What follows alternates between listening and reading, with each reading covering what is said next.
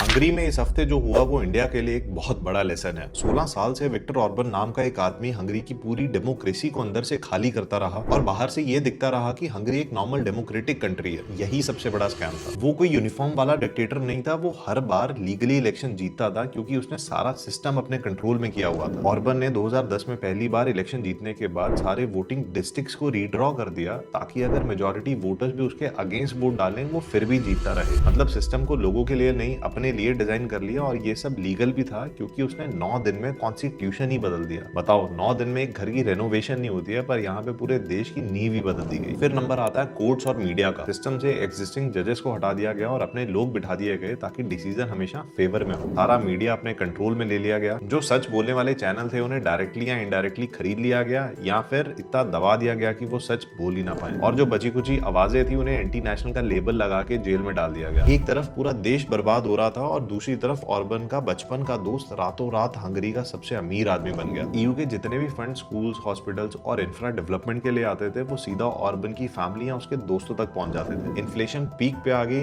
Employment का बुरा हाल हो गया, देश का बेसिक इंफ्रा फेल करने लगा और फिर आया वो हथियार जो हर अथॉरिटेरियन लीडर यूज करता है जब बाकी सारी चीजें काम करना बंद कर जाती हैं। रिलीजन। ऑर्बन ने खुद को क्रिश्चियन वैल्यूज का रक्षक डिक्लेयर कर दिया, माइनॉरिटीज को विलन बनाया गया, एलजीबीटीक्यू को पब्लिक एनिमी बना दिया गया और देश में कल्चरल वॉर स्टार्ट कर दी गई। आइडिया सिंपल था, लोगों को आपस में लड़ाओ ताकि सरकार से कोई सवाल ना कर पाए। और हैरानी वाली बात यह कि ये फॉर्मूला उसके लिए वर्क भी किया। ये बंदा और इसका प्लेबुक इतना पावरफुल बन गया कि डोनाल्ड ट्रंप ने बोला Victor Orban is a fantastic man. JD Vance personally war के अंदर इसका इलेक्शन कैंपेन करने हंगरी तक पहुंचा। लेकिन फिर हंगरी में ऐसा कुछ हुआ जिसकी ऑर्बन ने उम्मीद भी नहीं की होगी। रिकॉर्ड वोटर टर्नआउट हुआ, इतने लोग निकले कि रिग्ड डिस्ट्रिक्ट्स भी काम नहीं कर पाए और 16 साल बाद ऑर्बन को आउट कर दिया गया। क्योंकि जब लोग जाग जाते हैं तो कोई नैरेटिव काम नहीं करता है। ऑर्बन के 16 साल का हंगरी ने फाइनली जवाब दिया।